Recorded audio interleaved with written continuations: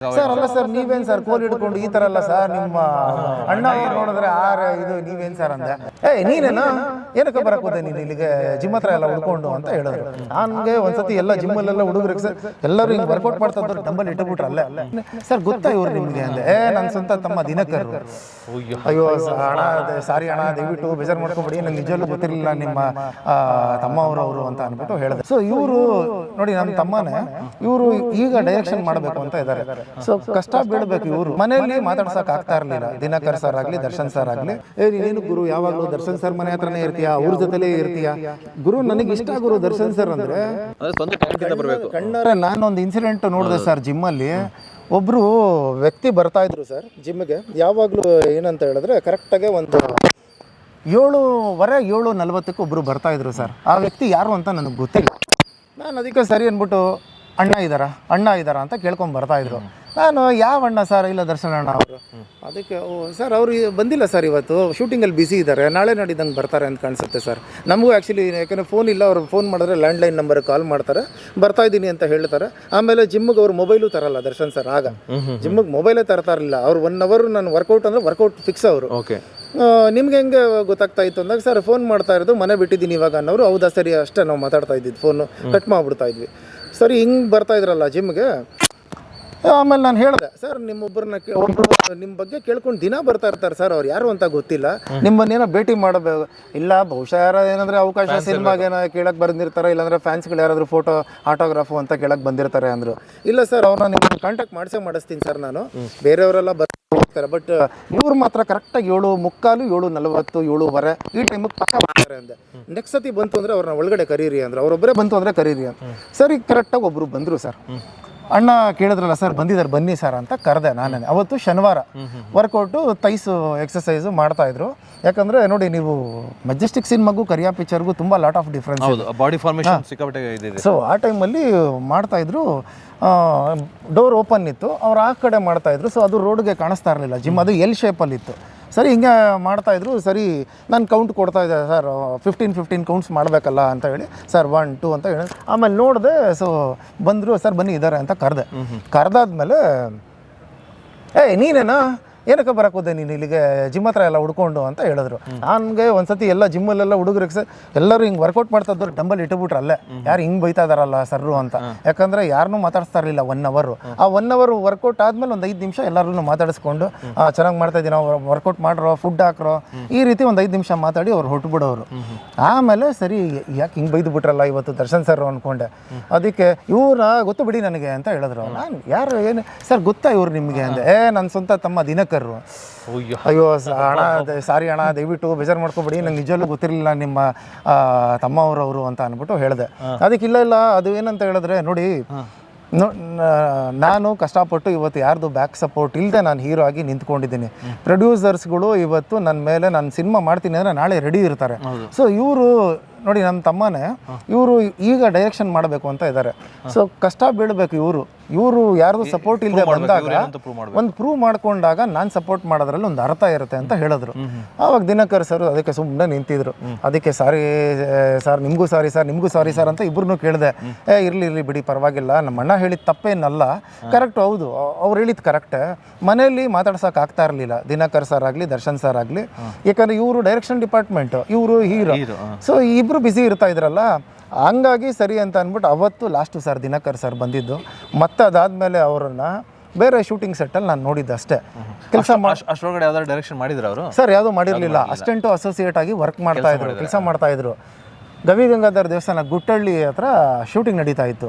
ಅಲ್ಲಿ ಒಂದು ಕೋಲ್ ಇಟ್ಕೊಂಡು ಎಲ್ಲರನ್ನೂ ಓಡಿಸ್ತಾ ಇದ್ರು ಪಬ್ಲಿಕ್ನ. ನಾನು ಹಿಂಗೆ ಆನ್ ದ ವೇ ಇದೇ ಚಾಮರಾಜಪೇಟೆಗೆ ಹೋಗ್ಬೇಕಾಯ್ತು, ಯಾಕಂದ್ರೆ ನಾನು ಕೆಲವರಿಗೆ ಪರ್ಸ್ನಲ್ ಟ್ರೈನಿಂಗು ಮನೆಗೆ ಹೋಗಿ ಹೇಳ್ಕೊಡ್ತಾ ಇದ್ದೆ. ಆವಾಗ ಏನು ಮಾಡಿದೆ, ಹಿಂಗೆ ಹೋಗ್ತಾ ಇದ್ದೆ, ಸರ್ ದಿನಕರ್ ಸರ್ ನಮಸ್ಕಾರ ಸರ್, ಏನು ಸರ್ ನೀವು ಇಲ್ಲಿ ಅಂತ ಹೇಳಿದೆ. ಇಲ್ಲ ಗೊತ್ತಲ್ಲ ಡೈರೆಕ್ಷನ್ ಡಿಪಾರ್ಟ್ಮೆಂಟು ಕಷ್ಟ ಹೆಂಗೆ ಅಂತ ಅಂದ್ಬಿಟ್ಟು ನೋಡಿ. ಅದಕ್ಕೆ ಸರ್ ಅಲ್ಲ ಸರ್ ನೀವೇನು ಸರ್ ಕೋಲ್ ಹಿಡ್ಕೊಂಡು ಈ ಥರ ಅಲ್ಲ ಸರ್, ನಿಮ್ಮ ಅಣ್ಣ ಅವ್ರು ನೋಡಿದ್ರೆ ಇದು ನೀವೇನು ಸರ್ ಅಂದೆ. ಇಲ್ಲ ಅದು ಅವರು ವ್ಯಾಲ್ಯೂ ಅವತ್ತು ಹೇಳಿದ್ರಲ್ಲ ಆ ಮಾತು ನನ್ನ ತಲೆಗೆ ಸಖತ್ತು ನಾನು ತೊಗೊಂಡ್ಬಿಟ್ಟಿದ್ದೀನಿ. ಅವ್ರು ಅವತ್ತು ಕಷ್ಟಪಟ್ಟಿದ್ದಕ್ಕೆ ನಮ್ಮ ಅಣ್ಣ ಇವತ್ತು ಆ ರೇಂಜಿಗೆ ಇದ್ದಾರೆ. ನಾನು ಇದೇ ರೀತಿ ಒಂದು ಕಷ್ಟಪಟ್ಟು ನಾನೇ ಒಂದು ಸ್ವಂತವಾಗಿ ಡೈರೆಕ್ಷನ್ ಮಾಡಿ ಆಮೇಲೆ ನಮ್ಮ ಅಣ್ಣಂಗೆ ಹೇಳ್ತೀನಿ. ಅದಕ್ಕೆ ಸರ್ ನೀವು ಜಿಮ್ ಹತ್ರ ಬರಲೇ ಇಲ್ವಲ್ಲ ಸರ್ ಮತ್ತೆ ಅಂದೆ. ಇಲ್ಲ ನಾನು ಅದಕ್ಕೆ ತುಂಬ ಸೀರಿಯಸ್ ಆಗಿ ತೊಗೊಂಡ್ಬಿಟ್ಟಿದ್ದೀನಿ ಅಂತ ಹೇಳಿದ್ರೆ, ಮತ್ತೆ ನೀವೇನು ಈ ಕಡೆ ಇಲ್ಲ ಸರ್, ಒಬ್ರಿಗೆ ಮನೆಗೆ ಹೋಗಿ ಜಿಮ್ ಹೇಳ್ಕೊಡ್ತಾ ಇದ್ದೆ ಸರ್ ಅಂದೆ. ಅದಕ್ಕೆ ಸರಿ ಆಯಿತು ಓಟ್ ಬನ್ನಿ, ಊಟ ಏನಾದರೂ ಮಾಡಿ ಅಂದರು. ಸರ್ ಇರಲಿ ಸರ್ ಪರವಾಗಿಲ್ಲ ಅಂದ್ಬಿಟ್ಟು ಹೊರಟುಬಿಟ್ಟೆ. ಅಲ್ಲಿ ಕಟ್ ಮಾಡಿದ್ರೆ ನೆಕ್ಸ್ಟ್ ದಿನಕರ್ ಸರ್ ಜೊತೆಯಲ್ಲಿ ಸಿನಿಮಾ ನೆನಪಿರಲಿ Prem sir hero, Darshan sir so ಅದ್ರಲ್ಲಿ ಗೆಸ್ಟ್ ಅಪಿಯರೆನ್ಸ್, ಅದು ಹಿಟ್ ಆಗೋಯ್ತು ಸರ್ ಆ ಸಿನಿಮಾ. ಅಲ್ಲಿಂದ ನೆಕ್ಸ್ಟ್ ಒಂದು ಡೈರೆಕ್ಷನ್ ಅಂತ ಅವರೇ ಮಾಡಿದ್ರು. ಹೌದು, ಓನ್ ಬ್ಯಾನರಲ್ಲಿ ಅವ್ರದ್ದೇ ಪ್ರೊಡಕ್ಷನಲ್ಲಿ ಮಾಡಿದ್ರು. ಸೊ ಈ ರೀತಿ ಖುಷಿ ಆಯಿತು ಸರ್. ಅಂದರೆ ಸರ್ ನನಗೆ ಏನು ಗೊತ್ತಾ, ಯೂಶಲಿ ನಾನು ಹಾರ್ಟ್ಫುಲಿ ಎಲ್ಲೇ ಹೋಯ್ತು. ಇವತ್ತು ನೋಡಿ ನಾನು ತುಂಬ ಫಂಕ್ಷನ್ಸ್ಗಳು ಕರೀತಾರೆ ಸರ್. ನಾನು ಇವತ್ತರೆಗೂ ಯಾರ ಹತ್ರನೂ ₹1 ದುಡ್ಡು ಯಾರ ಹತ್ರನೂ ಕೇಳಿಲ್ಲ. ಅವ್ರು ಈಗ ನೋಡಿ ಸಿದ್ಧಗಂಗಾ ಮಠ ತುಮಕೂರು, ಹೌದು, ಮಠಕ್ಕೆ ನನ್ನ ಹೋದ ವರ್ಷ ಗೆಸ್ಟಾಗಿ ಕರೆದಿದ್ರು. ಬೆಂಗಳೂರಿಂದ ಹೋಗ್ಬೇಕಾಯ್ತಲ್ಲ, ₹25,000 ಕವರ್ಗೆ ಹಾಕಿ ಕೊಟ್ಟರು ನನಗೆ, ಒಂದು ಹಣ್ಣಿನ ಬುಟ್ಟಿ ಎಲ್ಲ. ನಾನು ಅಲ್ಲೇ ಏನು ಮಾಡಿಬಿಟ್ಟೆ, ಮಠಕ್ಕೆ ನನ್ನ ಕರೆದಿದ್ದಾರೆ ಗೆಸ್ಟಾಗಿ ಅಂದರೆ ನಡೆದಾಡುವ ದೇವರು ಅಂತ ಕರೀತಾರೆ. ಸೊ ಹಂಗಾಗಿ ಅದೇ ದುಡ್ಡನ್ನು ಮಕ್ಳಿಗೆ ಏನಕ್ಕೆ ಹಾಕೊಂಬಿಡಿ ಅಂತ ಅಲ್ಲೇ ಕೊಟ್ಬಿಟ್ಟೆ. ನಾನು ಕವರ್ ನೋಡ್ಬಿಟ್ಟು, ಸರ್ ನನಗೆ ಬೇಡ, ನಾನು ಬಂದಿರೋದು ನೀವು ಪ್ರೀತಿ ವಿಶ್ವಾಸದಿಂದ ನನ್ನ ಕರೆದಿದ್ದೀರಾ, ನಾನು ಅದೇ ರೀತಿ ಬಂದಿದ್ದೀನಿ, ನನ್ನ ಏನು ಬೇಡ ಸರ್ ಅಂತ ಹೇಳಿ ಬಿಟ್ಬಿಟ್ಟು ಬಂದ್ಬಿಟ್ಟೆ ಅಲ್ಲೇ ನಾನು. ಏನಕ್ಕೆ ಅಂದರೆ ತುಂಬ ಜನ ಹೀರೋನ ಆ ಮಠದಿಂದ ಕಾಲ್ ಮಾಡಿದ್ದಾರೆ ಗೆಸ್ಟಾಗಿ ಬರಬೇಕು ಅಂತ. ಯಾಕಂದರೆ ಲಾಕ್ಡೌನ್ ಆದಮೇಲೆ ಒಂದಷ್ಟು ಫಂಕ್ಷನ್ಗಳು ಮಾಡಿರಲಿಲ್ಲ, ಕಾಲೇಜ್ ಫೆಸ್ಟಿಂದ ಹಿಡಿದು ಏನೂ ಮಾಡಿರಲಿಲ್ಲ, ಈವೆಂಟ್ಗಳೆಲ್ಲ ಮಾಡ್ತಾ ಇದ್ದೀವಿ ಅಂತ. ಎಲ್ಲ ಹೀರೋಗಳನ್ನು ದುಡ್ಡುಗಳು ಕೇಳಿದ್ದಾರೆ, 1 ಲಕ್ಷ 1.5 ಲಕ್ಷ ಅಂತ. ನನಗೆ ಹೇಳಿದ್ರು ಯಾರ್ಯಾರ ಹೆಸರುಗಳು ಅಂತ. ನಾನು ಅದಕ್ಕೆ ನೋಡಿ ಸರ್, ನಾನು ದುಡ್ಡು ಆಯಿತು ಅಂದರೆ ನಾನು ಬರೋದಕ್ಕೆ ಹೋಗಲ್ಲ ಸರ್, ನಾನು ಕೊಡಕ್ಕೆ ಹೋಗ್ಬೇಡಿ ಅಂತಲೇ ಹೇಳಿದ್ದೆ. ಬಟ್ ಆದರೂ ಅವ್ರು ನಂಬ್ಕೊಂಡು ಅಷ್ಟು ದೂರ ಕಾರ್ ಮಾಡ್ಕೊಂಡು ಬಂದಿದ್ದಾರಲ್ಲ ಅಂತೇಳಿ ಕವರ್ಗೆ ಹಾಕಿ ಕೊಟ್ಟರು. ನಾನು ಅಲ್ಲೇ ಅದಕ್ಕೆ ವಾಪಸ್ ಕೊಟ್ಬಿಟ್ಟೆ ಅವ್ರಿಗೆ. ಸರ್ ಏನು ಗೊತ್ತಾ, ಇದೆಲ್ಲ ಗುಣಗಳನ್ನ ನಾನು ಕಲ್ತಿರೋದೇ ದರ್ಶನ್ ಸರಿಂದ ಸರ್. ಸೊ ಈಗ ತುಂಬ ಜನ ಹೇಳ್ತಾರೆ, ದರ್ಶನ್ ಸರ್ ಅಲ್ಲಿ ಬರ್ತಾರೆ ಅಂದರೆ ದುಡ್ಡುಗಳು ಇಸ್ಕೊಂಡ್ಬಿಡ್ತಾರೆ, ಲಕ್ಷ ಇಸ್ಕೊಂಡ್ಬಿಡ್ತಾರೆ. ಅವ್ರು ನಿಜವಾಗ್ಲೂ ಆ ಥರ ಇದ್ದಿದ್ದರೆ ಈ ಥರ ಒಂದು ಹೆಸರು ಮಾಡೋ ವ್ಯಕ್ತಿ ಆಗ್ತಾ ಇರಲಿಲ್ಲ. ಅದಕ್ಕೆ ಅವ್ರಿಗೆ ಅಭಿಮಾನಿಗಳು ಅತಿ ಹೆಚ್ಚು ಫ್ಯಾನ್ಸ್ ಅವ್ರಿಗೇನೆ ಇರೋದು. ನೀವು ಗೂಗಲ್ ಚೆಕ್ ಮಾಡಿದ್ರು ನಂಬರ್ 1 ಟ್ರೆಂಡಿಂಗ್ ಯಾರು ಅಂದರೆ ದರ್ಶನ್ ಸರ್ ಅಂತಲೇ. ಹೌದು ಸರ್. ಸರ್ ನಾನು ಎಲ್ಲ ಹೀರೋಗಳ ಮನೆಗೂ ಅವಾಗೆಲ್ಲ ಹೋಗ್ತಾ ಇದ್ದೆ ಸರ್. ಅಂದರೆ ನಾನು ಹೀರೋ ಆಗಬೇಕಾಯ್ತಲ್ಲ, ಏನು ಮಾಡಬೇಕು ಗುರು, ಹೀರೋ ಆಗಬೇಕು ಅಂತ ಹೇಳಿದ್ರೆ ಓಕೆ, ಒಬ್ರು ಯಾರೋ ದೊಡ್ಡವ್ರ ಮನೆಗೆ ಹೋಗಿ ಅವ್ರನ್ನ ಕೇಳಿದ್ರೆ ಅವಕಾಶ ಕೊಡಿಸ್ಬಿಡ್ತಾರೆ, ಒಂದು ಫೋನ್ ಮಾಡಿ ಹೇಳ್ಬಿಡ್ತಾರೆ ಅಂತ ನನಗೆ ಯಾರೋ ಹೇಳಿದರು. ನಾನು ಅದಕ್ಕೆ ಎಲ್ಲ ಹೀರೋಗಳ ಮನೆ ಹತ್ರ ಬಾಗಿಲ ಹತ್ರ ಹೋಗಿ ನಿಂತ್ಕೋತಾ ಇದ್ದೆ.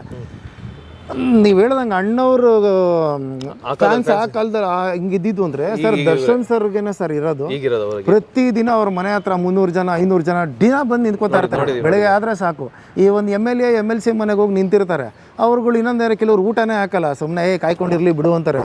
ಇವರು ಮೇಲ್ಗಡೆ ಜಿಮ್ ಇದೆ ದರ್ಶನ್ ಸರ್ ಮನೆ ಮಾಡಿ ಮೇಲೆ, ಅವ್ರ ಕಿಟಕಿಯಿಂದ ನೋಡ್ಬಿಟ್ಟೇನೆ ಏನು ಅಷ್ಟೊಂದು ಜನ ಎಲ್ಲ ಬಂದಿದ್ದಾರೆ ಅಂದ್ಬಿಟ್ಟು ಪಟ್ ಅಂತ ವರ್ಕೌಟನ್ನ ಬಿಟ್ಟುಬಿಟ್ಟು ಫಸ್ಟ್ ಅವ್ರಿಗೆ ನೋವು ಆಗಬಾರ್ದಲ್ಲ ಅಂತ ಅಂದ್ಬಿಟ್ಟು ಜಿಮ್ ಮನೆಯಿಂದ ಕೆಳಗಡೆ ಬಂದು ವಿಶ್ ಮಾಡಿ ಎಲ್ಲರನ್ನೂ ಕಳಿಸ್ಬಿಟ್ಟು ಸರಿ ಕಣೋ ಒಂಚೂರು ಬೇಜಾರು ಮಾಡ್ಕೊಬಿಟ್ರಿ, ಒಂದು ಸ್ವಲ್ಪ ಶೂಟಿಂಗ್ ಇದೆ ಹೋಗಬೇಕು ಅಥವಾ ಡಬ್ಬಿಂಗ್ ಇದೆ ಹೋಗಬೇಕು ಅಂತ ಹೇಳಿ ಎಲ್ಲರಿಗೂ ವಿಶ್ ಮಾಡಿ ಫೋಟೋ ತೆಗೆದು ಕಳಿಸ್ಬಿಟ್ಟು ಆಮೇಲೆ ಮತ್ತೆ ಹೋಗಿ ಪಟ್ ಅಂತ ವರ್ಕೌಟ್ ಮುಗಿಸ್ಕೊಂಡು. ಇದ್ರ ಬಗ್ಗೆ ಏನಂದ್ರೆ ಎಷ್ಟೋ ಜನ ಏನ್ ಬೇಕಾದ್ರೂ ಮಾತಾಡ್ಬೋದು, ಬಟ್ ಅಷ್ಟು ಜನದ ಅಭಿಮಾನಿಗಳನ್ನ ಸಂಪಾದನೆ ಮಾಡಿದ್ದಾರೆ ಅಂದ್ರೆ ಏನೋ ಒಂದು ಗುಣ ಇರುತ್ತೆ ಅಲ್ಲಿ. ಹೌದು ಸರ್, ಅವ್ರದ್ದು ಸಿಂಪ್ಲಿಸಿಟಿ. ಹೌದು.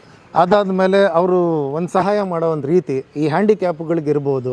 ಅದಾದಮೇಲೆ ಆಟೋ ಡ್ರೈವರ್ಸ್ಗಳಿಗೆ ಎಷ್ಟೋ ಜನಕ್ಕೆ ಪಾಪ ಕಾಲಿಲ್ದಿರೋರ್ಗೆ ಆಟೋಗಳು ಕೊಡಿಸಿದ್ದಾರೆ, ಮತ್ತು ವೀಲ್ ಚೇರ್ಗಳು ಕೊಡಿಸಿದ್ದಾರೆ ಸರ್. ಇದೆಲ್ಲ ನಾನು ಕಣ್ಣಾರೆ ನೋಡ್ತಾ ಇದ್ದೆ ಸರ್. ಅವ್ರ ಮನೆ ಹತ್ರ ನಿಂತ್ಕೊಂಡು ಮುಂಚೆ ಪಬ್ಲಿಕ್ಗಳು ಬರೋರಲ್ಲ, ಕ್ಯೂ ಮಾಡಿಸಿ ಕಳಿಸ್ತಾ ಇದ್ದೆ ಒಬ್ಬೊಬ್ರನ್ನೇ. ನಾನು ಅವ್ರ ಮನೆ ಹತ್ರ ಹೋದ್ರೆ ಈ ಥರ ಮಾಡ್ತಿದ್ದೆ. ಅವ್ರು ಏನಂದ್ರೆ ನೀವೇನಕ್ಕೆ ನೀನು ಜಿಮ್ಮಲ್ಲಿ ಅಲ್ಲಿ ಈ ಥರ ಎಲ್ಲ ಇದು ಮಾಡಿ ನೀನು ಯಾಕೆ ನಮ್ಮ ಮನೆ ಅಣ್ಣ ಇಲ್ಲ ಅಣ್ಣ ನೀವು ಬೇಜಾರು ಮಾಡ್ಕೊಬೇಡಿ, ಯಾಕಂದ್ರೆ ಅದು ಜಿಮ್ ಅಂದರೆ ಅದು ಕೆಲಸ ಅಷ್ಟೇ. ಇವಾಗ ನೀವು ಹೇಳೋರಿ ತಾನೆ ಜಿಮ್ಮಲ್ಲಿ ನಾನು ಸರ್ ಅಂತಲೇ ನಿನ್ನ ಮಾತಾಡ್ಸೋದು ಆಚೆ ಬಂದಮೇಲೆ ಅಂತ. ಸೊ ನಾನು ಅದೇ ರೀತಿ ನನಗೇನು ಬೇಜಾರಿಲ್ಲ ಅಂತೇಳಿ ದಿನ ಹೋಗಿ ಜನಗಳನ್ನ ಕ್ಯೂ ಅಲ್ಲಿ ಕಳಿಸ್ತಾ ಇದ್ದೆ. ನಾನು ಆ ಕೆಲಸ ಮಾಡ್ತಾ ಇದ್ದೆ ದರ್ಶನ್ ಸರ್ ನನಗೇನು ಬೇಜಾರು ಇರ್ತಾ ಇರಲಿಲ್ಲ ಸರ್. ಆಮೇಲೆ ತುಂಬ ಜನ ಹೇಳಿದ್ರು, ನೀನೇನು ಗುರು ಯಾವಾಗಲೂ ದರ್ಶನ್ ಸರ್ ಮನೆ ಹತ್ರನೇ ಇರ್ತೀಯಾ, ಅವ್ರ ಜೊತೆಲೇ ಇರ್ತೀಯಾ. ಗುರು ನನಗಿಷ್ಟ ಗುರು ದರ್ಶನ್ ಸರ್ ಅಂದರೆ, ಈಗ ಅವ್ರ ಮೊಬೈಲು ಅವಾಗೆಲ್ಲ ಮ್ಯಾನೇಜರ್ ಇರಲಿಲ್ಲ, ಬಾಡಿ ಗಾರ್ಡ್ಸ್ಗಳು ಯಾರೂ ಇರಲಿಲ್ಲ, ಅವರೇ ಕಾರ್ ಓಡಿಸ್ಕೊಂಡು ಶೂಟಿಂಗ್ ಸೆಟ್ಟಿಗೆ ಬರ್ತಾಯಿದ್ರು.